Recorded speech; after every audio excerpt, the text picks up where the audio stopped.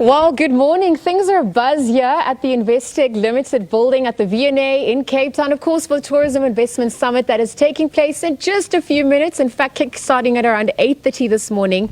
It is about looking at the tourism sector for inclusive growth. Of course, also just how the tourism sector can be used as a vehicle for transformation. We're looking at how South Africa can position itself as a world-class destination and also serve as a gateway into the rest of Africa and beyond. But perhaps to outline that roadmap and what else we can expect ahead of the summit, I'm going to be joined by Minister of Tourism, Minister Patricia de Lille. She's obviously leading that charge for us, and we'll chat a little bit further about what we can expect. Minister, good morning. Welcome to the SABC. Bright and early. That's how things start here.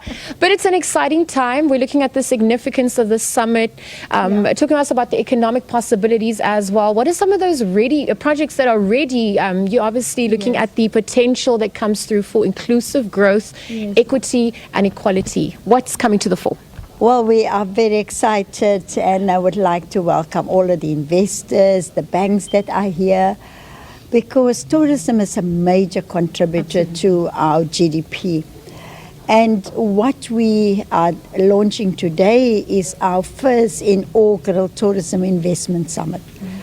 Through all the projects that we are going to showcase today, about 8 of them with a value of over 1 billion rand.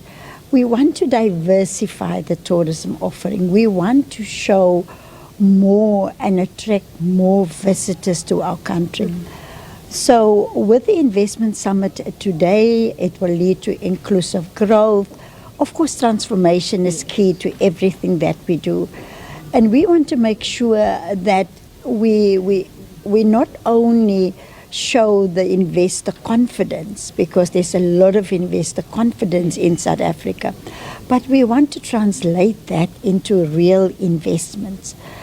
And after this, of course, we will be going to Mpumalanga, where we will host the G20 Ministerial Summit, and we basically identify 4 action plans. I made it a point that it's not just going to be resolutions, but we have to deal with the how part, how we are going to implement. And the one exciting one is the whole issue around digital transformation. But how do you link digital transformation to demand-led skills in the sector? And that's why in White River tomorrow, we're also launching our first inaugural hackathon, where we've partnered with 18 higher learning institutions in South Africa. We selected the best amongst them, and we've asked them to go out and find that futuristic tourism solutions. And then, of course, there's going to be prize money. And they're also working with software developers. We want to see what applications they can develop that can enhance tourism. But also, how do you use AI and the digital technology to make government more efficient and effective? So that is a very exciting program from amongst our young people. And then, of course, I want to say to all the G20 ministers that have joined us, that as we continue, to build a peaceful world, to deal with the issue of poverty and unemployment, that collaboration is the key. We need to learn from each other. We need to look at those tried and tested plans that have worked. We don't need to reinvent the wheel. We can steal ideas from each other. And that's the value of the G20, where we learn from each other. Yeah, absolutely. Absolutely. And thank you for putting all of that in context as well, Minister. When we look at our own unique offering as a country, we are so diverse. So there's history, there's culture, there's heritage. Can you talk to us a little bit more about what that diversity looks like and how it's being used to really drive South Africa and the continent at large? But also diversification in terms of sports tourism. South Africa is a sport-mad nation.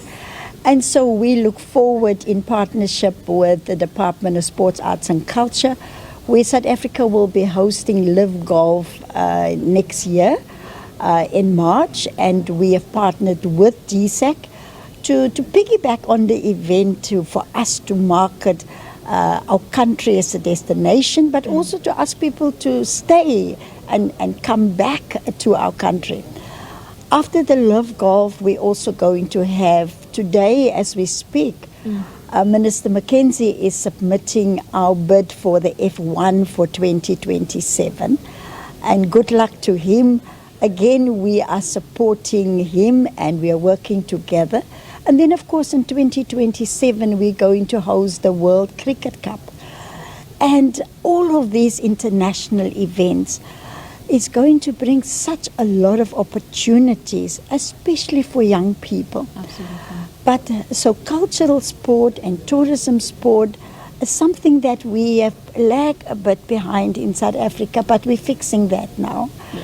Then, of course, you've got medical tourism, you've got leisure, adventure. We've got such a lot to offer the world, because my final dream is that, and I wanted to make it happen. Currently, we are fourth in the continent in terms of tourist attractions.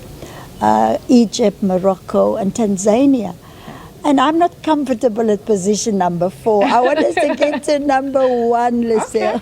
Okay, we're gonna make that happen. It's hard to not see why South Africa could be that destination of choice. But Minister, I want to also bring the element of sustainability at large, because it is about safe-proofing the future as well, for future generations. How is that also incorporated for the summit as we wrap up? Well, green tourism is important. Absolutely. And from the Department of Tourism, we are helping guest houses, hotels in the private sector to green their facilities, to put PV, solar, to work on water reduction.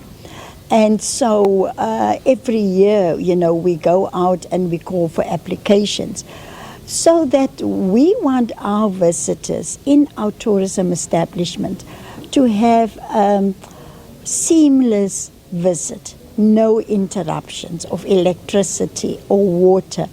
And so that green tourism part is big for us in the Department of Tourism. Of course, in partnership with the private sector, because government can't do it alone. The collaboration with the private sector, Tourism Business Council, we're all working together.